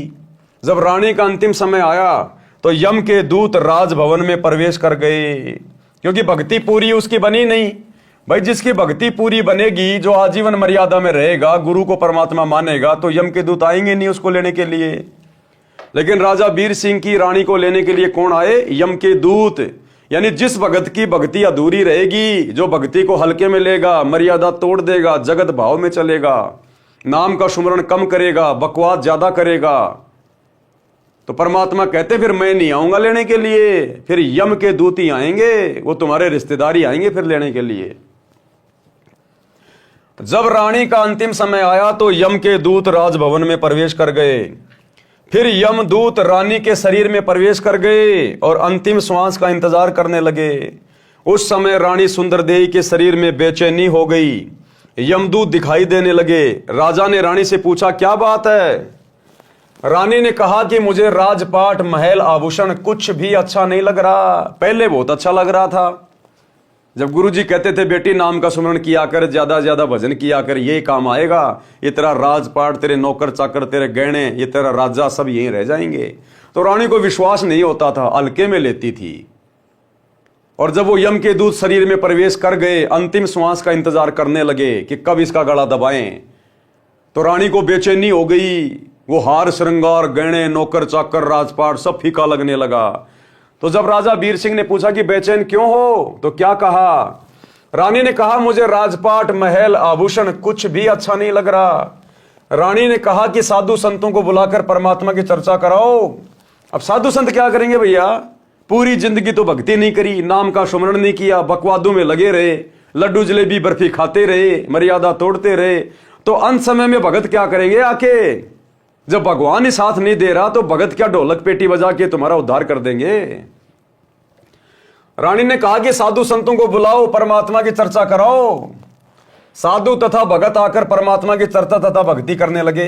अब राजा था भाई, उसने भक्तों को बुला लिया, आ जाओ भाई, रानी याद कर रही है। अब भगत क्या चर्चा करेंगे, वो ढोलक पीटेंगे, भजन गाएंगे 650 साल पहले वाले। उससे कोई लाभ नहीं हुआ। रानी के शरीर में कष्ट और बढ़ गया। अर्ध अर्ध यानी आधा आधा श्वास चलने लगा। श्वास खींच खींच कर आने जाने लगा। हृदय कमल को त्याग कर जीव भयभीत होकर त्रिकुटी की ओर भागा। यमदूतों ने चारों ओर से घेर लिया। चारों यमदूतों ने जीव को घेर कर कहा कि आप चलो, हरि ने तुम्हें बुलाया है। तब रानी के जीव को सत्संग वचन याद आए। उस समय याद आए उसको गुरुजी के वचन कि गुरुजी सत्संग में सही कहा करते थे, भाई यम के दूत आएंगे लेने के लिए अगर भक्ति नहीं करी तो, और गला पकड़ के लेके जाएंगे। अब रानी को तुरंत गुरुजी के सत्संग याद आ गए। अब भाई और बहनों, याद हुआ तो कुछ नहीं आना उस समय। जिसने जैसी भक्ति करी है परमात्मा ही साथ रहता है। लेकिन यहां ये सारी बातें गुरुदेव आप और हम पिछली पीढ़ी वालों को सतर्क करने के लिए ये रानी सुंदर देवी का उदाहरण दे रहे हैं, उसके अंतिम जीवन की सत्य कथा बता रहे हैं। अगर उस समय तुम्हें गुरु का वचन याद आ भी गया तो भी तुम क्या कर लोगे? जब भक्ति तुम्हारी पूरी नहीं है तो गुरु क्या कर लेगा भाई? तो गुरुदेव हमें समझा रहे हैं वर्तमान वाले भक्तों को कि तुम्हारा फाइनल दाव है, गफलत मत करना। उस रानी सुंदर देवी की तरह गफलत मत करना सुमरण करने में, भक्ति करने में, दान धर्म करने में। अगर मर्यादा तोड़कर भक्ति को हल्के में लोगे, जगत भाव में चलोगे तो अंत समय में तुम्हारे साथ यही होगी। फिर तुम्हारा गुरु नहीं आएगा विमान लेके, फिर काल के दूत आएंगे लठ लेके। तब रानी के जीव को सत्संग वचन याद आए। उसने यमदूतों से कहा कि हे बटपार, हे जालिमों, तुम यहां क्यों आ गए? हमारा सतगुरु हमारा मालिक है, आप हमें नहीं ले जा सकते। मेरे सतगुरु धनी मालिक ने मुझे नाम दिया है, मेरे गुरुजी आएंगे तो मैं जाऊंगी। ये बात सुनकर यम के दूत बोले कि यदि आपका कोई खसम यानी धनी है तो उसको बुलाओ, नहीं तो हमारे साथ परमात्मा के दरबार में चलो। जीव ने कहा, धरणी आकाश से नगर नियारा, तहां निवाजे धनी हमारा। कि मेरा धनी, मेरा मालिक तो शतलोक में निवास करता है। अगम शब्द जब भाखे नाऊं, तब यम जीव के निकट नहीं आऊं। भावार्थ, पहले तो रानी को विश्वास नहीं हो रहा था कि जो सतगुरु जी सत्संग में ज्ञान सुना रहे हैं वह सत्य है। वो सोचती थी कि ये केवल कहानी है, क्योंकि सब नौकर नौकरानी आज्ञा मिलते ही दौड़ आते थे, मनमर्जी का खाना खाती थी, सुंदर वस्त्र आभूषण पहनती थी। उसने सोचा था कि ऐसे ही आनंद बना रहेगा। ये तो पिछले जन्म की बैटरी चार्ज थी, वर्तमान में चार्जर मिला तो चालू नहीं किया, यानी साधना नहीं की। जब बैटरी की चार्जिंग समाप्त हो जाती है, बैटरी डाउन हो जाती है, तो सारी सुविधाएं बंद हो जाती हैं। फिर ना पंखा चलता है, ना बल्ब जगता है, बटन दबाते रहो, कोई क्रिया नहीं होती। इसी प्रकार जीव का पूर्व जन्म की भक्ति का धन यानी चार्जिंग समाप्त हो जाती है तो सारी सुविधाएं छीन ली जाती है, जीव को नरक में डाल दिया जाता है। तब उसको अकल आती है, उस समय वक्त हाथ से निकल चुका होता है, उस समय वक्त हाथ से निकल चुका होता है। कितना चिल्ला लेना, फिर कुछ बात नहीं बनेगी, केवल पश्चाताप और रोना शेष रह जाता है। रानी सुंदर देवी ने सत्संग सुन रखा था, पूर्ण सतगुरु से दीक्षा ले रखी थी, नाम की कमाई नहीं की थी, वह गुरुद्रोही नहीं हुई थी, गुरु निंदा नहीं करती थी। रानी ने सतगुरु को याद किया कि हे सतगुरु, हे मेरे धनी, मेरे को यमदूतों ने घेर रखा है, मुझ दासी को छुड़ाओ। मैंने आपकी दीक्षा ले रखी है। आज मुझे पता चला कि ऐसी आपत्ति में ना पति काम आता है, ना पत्नी, ना बेटा, ना बेटी, ना भाई बहन, ना राजा प्रजा, कोई सहायक नहीं होता। आप और हमें गुरुजी समझा रहे हैं कि सुधर जाओ कलयुग की पिछली पीढ़ी वालों। अंत समय कोई ना हो सहाई, अंत समय तुम्हारे कोई काम नहीं आएगा। ये तुम्हारी संपत्ति जिसके लिए तुम दिन रात एक कर रहे हो, और टाइम कर रहे हो, दुनिया को ठग रहे हो, लूट रहे हो, आगे से आगे काम धंधा बढ़ा रहे हो, हैं, 4 पैसे कमाने के लिए ना जाने क्या क्या ऊट पटांग कर रहे हो। ये तुम्हारे बेटा बेटी, भाई बंधु, रिश्तेदार, कार कोठी जवाई कुछ काम नहीं आएंगे, कुछ भी। वहां तो सतगुरु की भक्ति काम आनी है, सतगुरु की भक्ति। अगर वो नहीं करोगे तो कुछ लेना देना नहीं। रानी के जीव ने हृदय से सतगुरु को पुकारा। तुरंत सतगुरु कबीर जी वहां उपस्थित हुए। कौन सतगुरु कबीर जी? जो उस समय रानी के गुरु के रूप में आए हुए थे, जो वर्तमान में हमारे गुरु जी के रूप में आए हुए हैं, ये सतगुरु कबीर जी। तुरंत सतगुरु कबीर जी वहां उपस्थित हुए। रानी ने दौड़कर सतगुरु देव जी के चरण लिए। उसी समय यमदूत भागकर हरि यानी धर्मराज के पास गए और बताया कि उसका सतगुरु आया। तो वहां पर प्रकाश हो गया। जीव ने सत सुकृत नाम जपा था, उसको इतना ही याद था, इस कारण से उसको यमदूतों से छुड़ाया तथा पुनः जीवन बढ़ाया। तब रानी ने दिल से भक्ति की। यानी सतगुरुदेव भगवान ने, इसी कबीर परमात्मा ने, जो उस समय कबीर नाम से आए हुए थे, उस रानी सुंदरदेई के गुरुजी के रूप में थे, जो वर्तमान में हमारे गुरुदेव के रूप में हैं। इस परमेश्वर ने उस अपनी आत्मा को, रानी सुंदरदेई को, यम के दूतों से छुड़वाया और उसके जीव को वापस उसके शरीर में डाला और कुछ समय उसको और दिया भक्ति के लिए। फिर रानी को दृढ़ विश्वास हो गया। उसके बाद जितना समय उसको सतगुरुदेव जी की तरफ से मिला था, पूरा समय उसने नाम सुमरण में लगाया, क्योंकि वो हकीकत से परिचित हो गई कि भैया ये राजपाट, बेटा बेटी, नौकर चाकर, खाना पीना कुछ काम नहीं आने वाला। यहां तो अपनी माला लेके परमात्मा जप ले, थोड़ा समय है। वो यम के दूत उसको 24 घंटे दिखाई देने लगे। फिर तो आप और हमें इन कथाओं के माध्यम से दिखाई देने चाहिए। हमारा मन बकवाद से दूर हटे, हमारा मन बकवादों से दूर हटे इन कथाओं को सुनकर, क्योंकि ये सत्य कथा है। सतगुरु अपनी कथाओं में झूठ का समावेश नहीं करता। तब रानी ने दिल से भक्ति की। फिर सतगुरु कबीर जी ने पुनः सतनाम सारनाम दिया, उसकी कमाई की। संसार असार दिखाई देने लगा। राज धन परिवार पराया दिखाई दे रहा था। जाने का समय निकट लग रहा था। इस कारण से रानी ने तन मन धन सतगुरु चरणों में समर्पित करके भक्ति की तो सतलोक में गई। वहां परमेश्वर सत्य पुरुष ने रानी के जीव के सामने ही अपने दूसरे रूप सतगुरु से प्रसन्न किया। वहां क्या किया? सतगुरु ने अपने ही दूसरे रूप में, जो वहां पर सतलोक में बैठे हुए थे सिंहासन पर, उस सिंहासन पर बैठे हुए कबीर परमात्मा ने अपने ही दूसरे रूप से बात की। कौन से रूप से? जो सतगुरु रूप में रानी को नीचे से ऊपर लेकर गए थे। अर्थात सतगुरु और परमात्मा दोनों एक ही हैं। क्या कह रहे हैं देखो, वहां परमेश्वर यानी सत्य पुरुष ने रानी के जीव के सामने अपने ही दूसरे रूप सतगुरु से प्रसन्न किया। यानी गुरुदेव हमें विश्वास दिलाना चाह रहे हैं कि तुम्हारा गुरु स्वयं सत्य पुरुष है, अपने एक रूप में सतलोक के सिंहासन पे बैठा है, जो दूसरे सतगुरु रूप में तुम्हें यहां से लेने आया है, काल के जाल से छुड़ाने आया है। गुरु और गोविंद दो नहीं भाई, जब तक दो समझोगे दो जग में जाई। वहां परमेश्वर सत्य पुरुष ने रानी के जीव के सामने अपने ही दूसरे रूप सतगुरु से प्रसन्न किया कि हे कड़ीहार यानी तारणहार, मेरे जीव को यमदूतों ने कैसे रोक लिया। सतगुरु रूप में कबीर जी ने कहा कि हे परमेश्वर, इसने दीक्षा लेकर भक्ति नहीं की, दीक्षा लेकर भक्ति नहीं की, इस कारण से इसको यमदूतों ने घेर लिया था, मैंने छुड़वाया। परमेश्वर कबीर जी ने जीव से कहा कि आपने भक्ति क्यों नहीं की, सतलोक में कैसे आ गई। अब डांट मारी परमात्मा ने अपने दूसरे रूप में उस जीव को कि तूने भक्ति पूरी नहीं की, तू कैसे आ गई फिर तू सतलोक में। वो और ज्यादा डर गई कि भाई यहां तो भक्ति करनी पड़ेगी। सिर नीचा करके जीव ने कहा कि पहले मुझे विश्वास नहीं था, फिर यमदूतों की यातना देखकर मुझे आपकी याद आई, आपका ज्ञान सत्य लगा, आपको पुकारा, आपने मेरी रक्षा की, फिर मेरे को वापस जीवन दिया गया, तब मैंने दिलो जान से आपकी भक्ति की। पूर्ण दीक्षा प्राप्त करके आपकी ही कृपा से, गुरु जी के सहयोग से मैं यहां आपके चरणों में पहुंच पाई हूं। लेकिन हमने ये गलती नहीं करनी, हमने ये गलती नहीं करनी। यदि सतगुरु रामपाल जी खुद दूसरा रूप बनाकर अगर हमारी परीक्षा ले इस प्रकार की, तो हमने उस रानी के जीव की तरह ये गलती नहीं करनी। अपने गुरुजी के अलावा उस दूसरे रूप को महत्व नहीं देना, चाहे वो कितना ही चमके, कितना ही दमके, कितना ही सिंहासन पे बैठे। हमारे गुरुजी हमारे लिए परमात्मा है, परमेश्वर हैं। ऊपर स्पष्ट कर दिया कि रानी के जीव के सामने सतगुरु ने अपने दूसरे रूप में रानी से सवाल किया।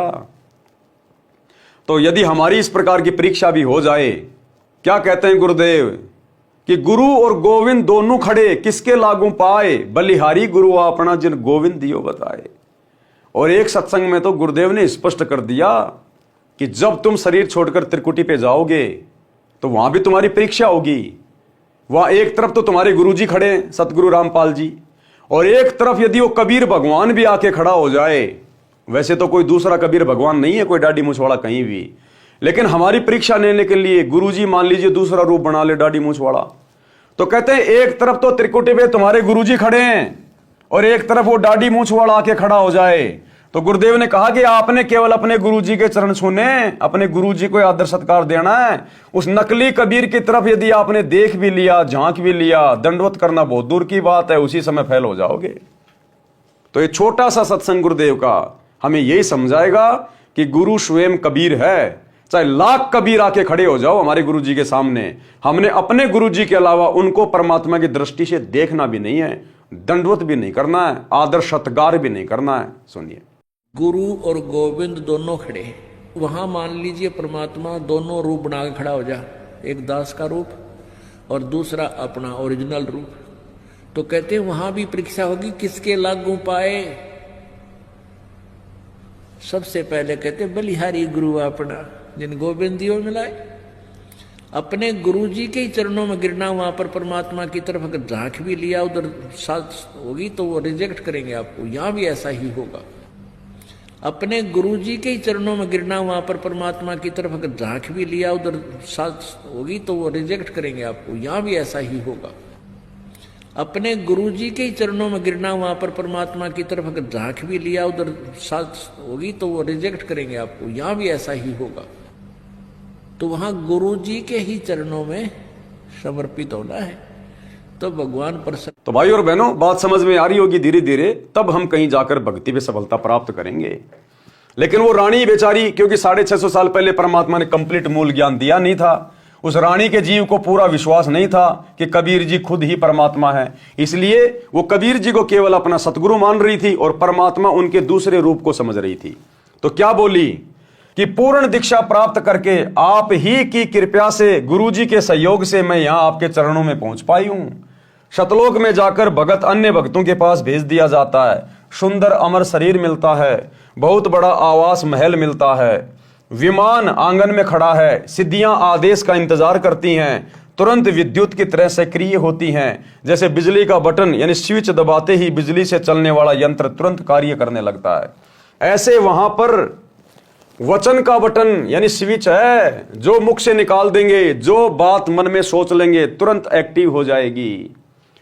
जो वस्तु चाहिए बोलिए, वस्तु पदार्थ आपके पास उपस्थित होगा। जैसे भोजन खाने की इच्छा होते ही आपके भोजनालय पर गतिविधि प्रारंभ हो जाएगी, थाली गिलास रखे जाएंगे, कुछ देर में खाने की इच्छा बनी तो सिद्धि से उठकर रसोई में रखे जाएंगे, 1 मिनट पश्चात इच्छा हुई तो भी उसी समय व्यवस्था हो जाएगी। घूमने की इच्छा हुई तो विमान में गतिविधि महसूस होगी, विमान के निकट जाते ही द्वार खुल जाएगा, विमान स्टार्ट हो जाएगा। जहां जिस द्वीप में जाने की इच्छा होगी, विचार करने पर विमान उसी ओर उड़ चलेगा। इच्छा करते ही ताजे ताजे फल पेड़ों से तोड़कर लाकर आपके समक्ष रख दिए जाएंगे। शतलोक की नकल ये काललोक है। इसी तरह स्त्री पुरुष परिवार हैं। शतलोक में 2 तरह से संतानों की उत्पत्ति होती है, शबद से तथा मैथुन से। ये हमारी परीक्षा है भाई और बहनों, शबद से तथा मैथुन से। मैथुन यानी शारीरिक संभोग करने से। ये हमारी परीक्षा के लिए गुरुदेव भगवान ने इस पुस्तक में लिखा है, जानबूझ के, कि मेरे बच्चों का दिमाग सही काम कर रहा है कि नहीं कर रहा है, या खाली बस पढ़े जा रहे हैं, थोड़ा बहुत बुद्धि विवेक का इस्तेमाल करते हैं कि नहीं करते हैं। ये जगत वाले भाई बहन नहीं समझ पाएंगे अभी इसको, मैथुन क्या है, शबद सृष्टि क्या है। ये आप और हम भक्तों की परीक्षा के लिए। तो शतलोक में जहां तक गुरुदेव भगवान ने बताया है और उनके अध्यात्म का यही निष्कर्ष निकलता है कि सतलोक में मैथुन सृष्टि नहीं है। अगर सतलोक में मैथुन सृष्टि होती तो काल को यहां भेजने की क्या जरूरत थी। सतलोक के जिस हिस्से में मैथुन सृष्टि होती है वहीं परमात्मा उसके विमान को उतार देते कि ले भाई ये गंदा कर्म तू यहां कर ले, यहां पहले से मैथुन सृष्टि चल रही है।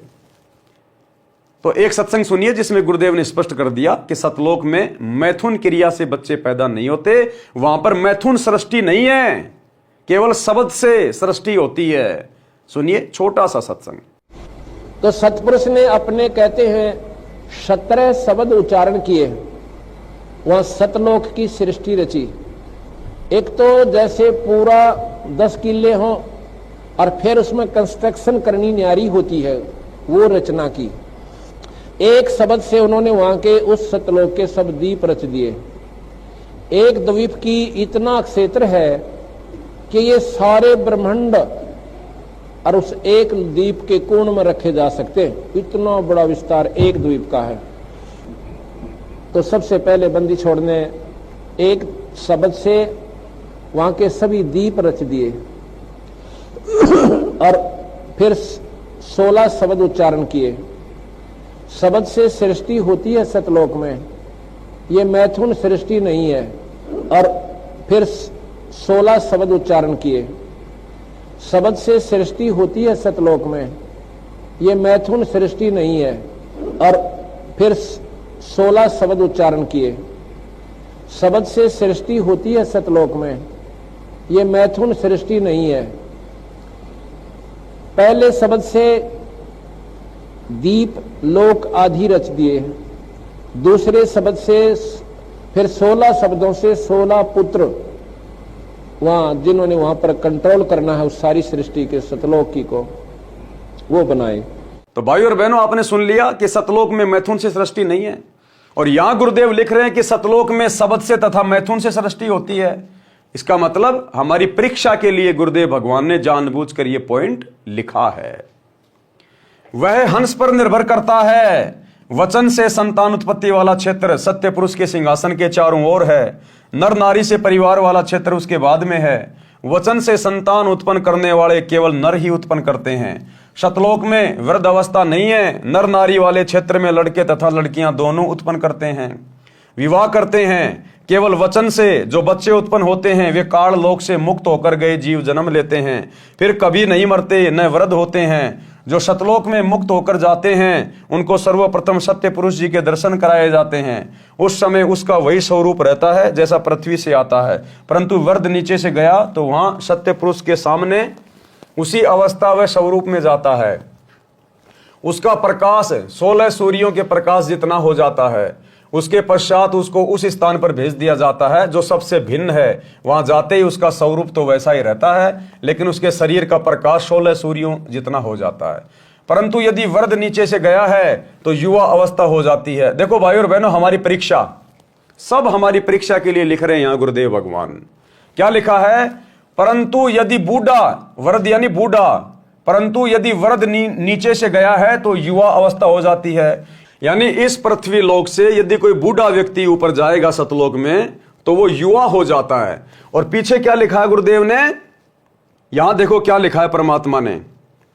परंतु वृद्ध यानी बूढ़ा नीचे से गया तो वहां सत्य पुरुष के सामने उसी अवस्था व स्वरूप में जाता है। यानी बूढ़ा बूढ़ा ही अवस्था में जाता है।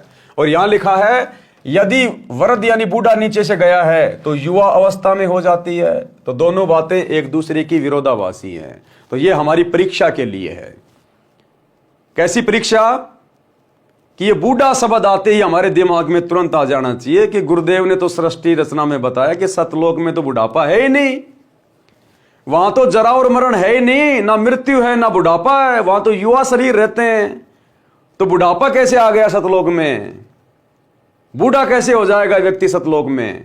तो ये हमारी परीक्षा के लिए कि सतलोक में तो हमें सुंदर युवा शरीर प्राप्त होगा। एक बार हमारा जन्म होगा शब्द से, उसके बाद हम धीरे धीरे बड़े होंगे, फिर हम युवा होंगे, फिर सदा युवा ही रहेंगे। तो बूढ़ा तो वहां कोई है ही नहीं। तो ये हमारी परीक्षा के लिए। परंतु यदि बूढ़ा नीचे से गया है तो युवा अवस्था हो जाती है। जवान है तो जवान ही रहता है, बालक है तो बालक ही रहता है। वहां पर कुछ को सत्य पुरुष के वचन से स्त्री पुरुष का शरीर मिलता है, कुछ बीज रूप में सत्य पुरुष द्वारा बनाए जाते हैं, जिनका फिर एक बार किसी के घर सतलोक में जन्म होगा, फिर परिवार बनेगा। उस स्थान पर वे हंस एक बार जन्म लेंगे जो काल लोक तथा अक्षर लोक से मुक्त होकर जाते हैं। एकांत स्थान पर रखे जाते हैं, वे दोनों क्षेत्रों में जन्म लेते हैं। वचन से उत्पन्न होने वाले तथा स्त्री पुरुष से जन्म लेने वालों में स्त्री पुरुष से उत्पत्ति की औसत अधिक होती है। ये औसत 10/90 होती है। ये 10% वचन से उत्पत्ति और 90% विवाह रीति से उत्पन्न होती है। सतलोक में स्त्री तथा नर के शरीर का प्रकाश 16 सूर्यों के प्रकाश के समान होता है। मिनी सतलोक मानसरोवर पहले है, वहां दोनों के शरीर का प्रकाश 4 सूर्यों के समान होता है। फिर आगे जाते हैं, जब परब्रह्म के लोक में बने अष्टकमल के पास पहुंचते हैं तो हंस तथा हंसनी यानी नर नारी के शरीर का प्रकाश 12 सूर्यों के प्रकाश के समान हो जाता है। फिर सतलोक में बनी भंवर गुफा में प्रत्येक व्यक्ति के शरीर का प्रकाश 16 सूर्यों के समान हो जाता है। प्रमाण कबीर सागर अध्याय मोहम्मद बोध पृष्ठ 20, 21 तथा 22 पर 10 मुकामी रेखता। 10 मुकामी रेखता। पृष्ठ 21 से कुछ अंश लिखता हूं। भया आनंद फंद सब छोड़िया, पहुंचा जहां सतलोक मेरा। हंसनी नारी रूप पुण्यात्माएं, हंस नर रूप पुण्यात्माएं। हंसनी हंस सब गाय बजाए के, साजी के कलश मोहे लेन आए।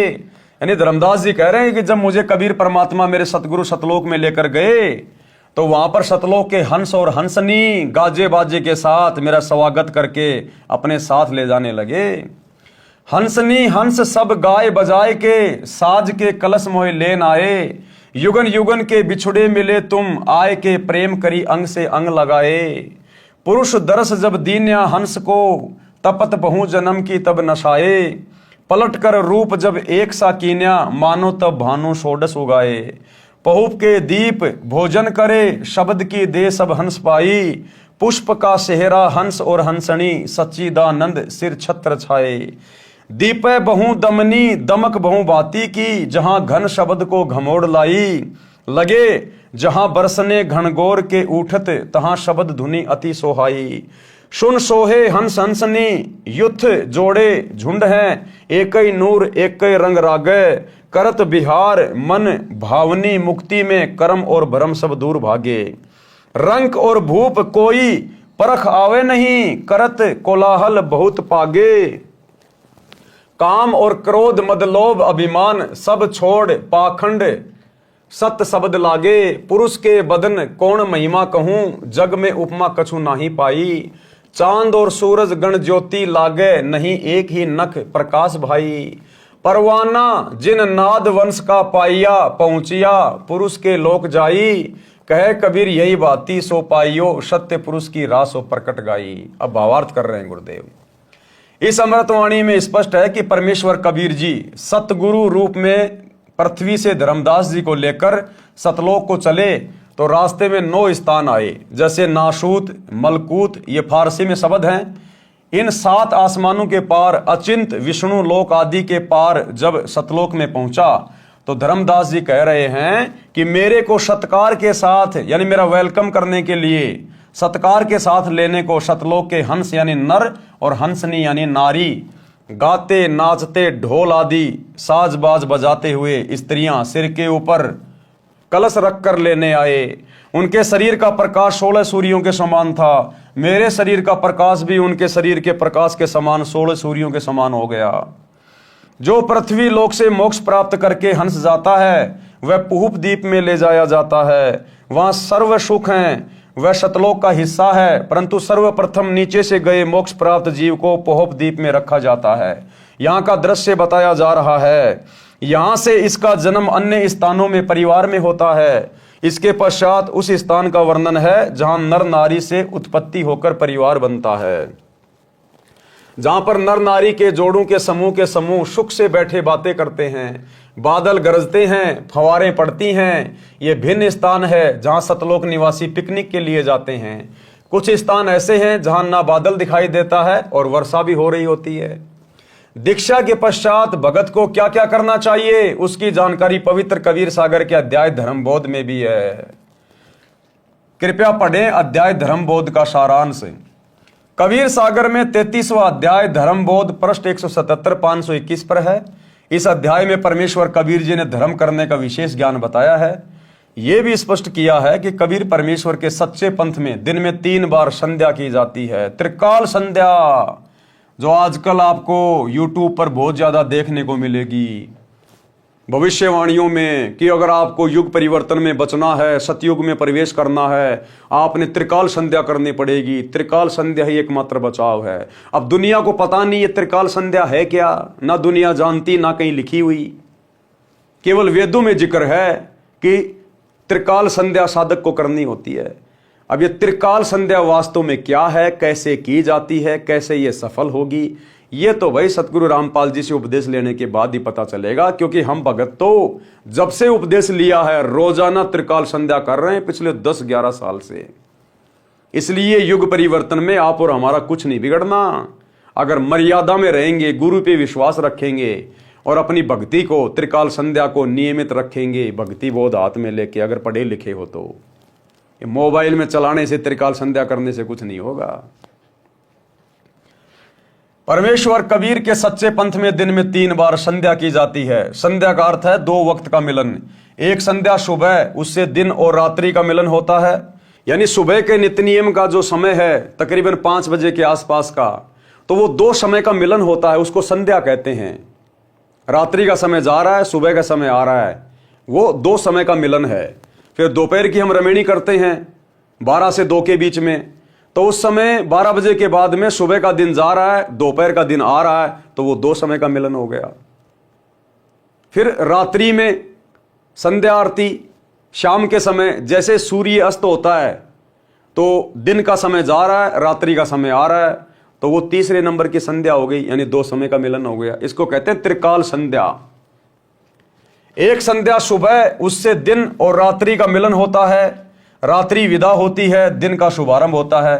दूसरी संध्या दिन के 12 बजे होती है, उस समय चढ़ते दिन का दोपहर पूरा होता है, ढलते दिन की शुरुआत होती है, ये दिन की संध्या है। तीसरी संध्या शाम के समय होती है, उस समय दिन और रात्रि का मिलन होता है। वैसे आम जन शाम को संध्या कहते हैं। संध्या का अर्थ परमात्मा की स्तुति करना भी होता है। वेदों में प्रमाण है कि जो जगत का तारणहार होगा, क्या कह रहे हैं भाई और बहनों, ध्यान से सुनना। वेदों में कहते हैं कि जो जगत का तारणहार होगा, वेदों में प्रमाण है कि जो जगत का तारणहार होगा। और वर्तमान में जगत का तारणहार करने के लिए कौन आए हैं? जगत के मुक्तिदाता, जगत के तारणहार कौन है? सतगुरु रामपाल जी। जो जगत का तारणहार होगा वह 3 बार की संध्या करता तथा करवाता है। तो इस पृथ्वी पर वर्तमान में 3 समय की संध्या कौन करता है, कौन करवा रहा है? सतगुरु रामपाल जी स्वयं भी कर रहे हैं, आप और हमें दिखाने के लिए, बताने के लिए, एक भगत की भूमिका निभाते हुए, और हम सब से करवा रहे हैं। तो जगत का तारणहार कौन हुआ? ये है वो परमात्मा, जगत का तारणहार, जो हमें संध्या करवा रहा है। वेदों में प्रमाण है कि जो जगत का तारणहार होगा वह 3 बार की संध्या करता तथा करवाता है। सुबह और शाम पूर्ण परमात्मा की स्तुति आरती तथा मध्य दिन में विश्व के सर्व देवताओं की स्तुति करने को कहता है। प्रमाण ऋग्वेद मंडल नंबर 8 सूक्त 1 मंत्र 29 में तथा यजुर्वेद अध्याय 19 मंत्र 26 में है। कबीर सागर में धर्मबोध अध्याय में पृष्ठ 177 पर भी यही प्रमाण है। सांझ सकार मध्या संध्या तीनों काल, धर्म कर्म तत्पर सदा कीजिए सुरती संभाल। भावार्थ, भगत जनों को चाहिए कि तीनों काल यानी तीनों समय की संध्या करे। सांझ यानी शाम को, साकार यानी सुबह तथा मध्याह्न यानी दोपहर, दिन के मध्य में संध्या करते समय स्तुति यानी ध्यान आरती में बोली गई वाणी में रहे और धर्म के कार्य में सदा तैयार रहे, आलस ना करे। धर्म बोध पृष्ठ 178 1522 पर कबीर कोटिन कंटक घेरी जो नित्य क्रिया निज कीन।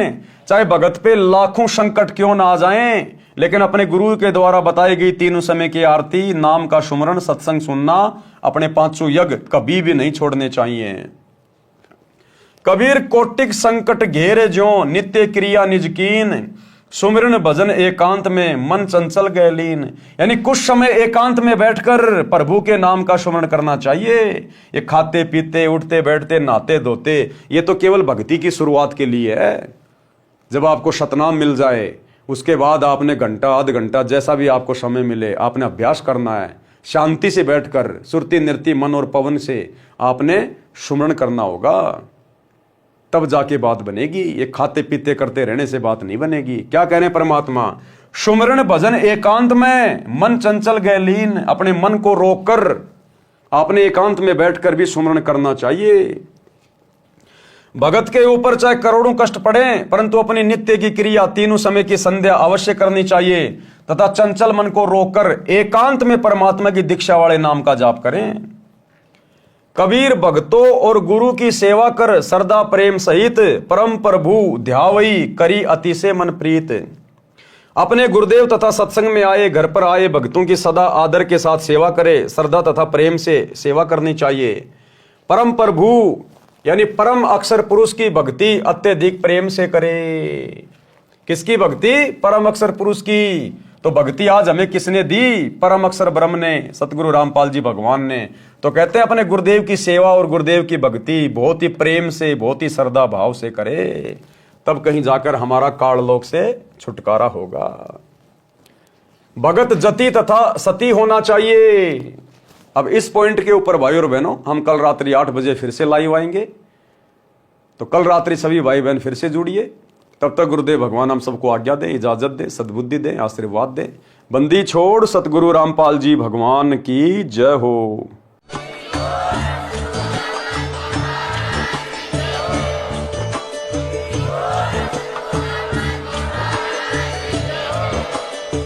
भाई जो गुरु बचन पे डट गे, कट गे फंद 84 के, कट गे फंद 84 के, कट गे फंद 84 के।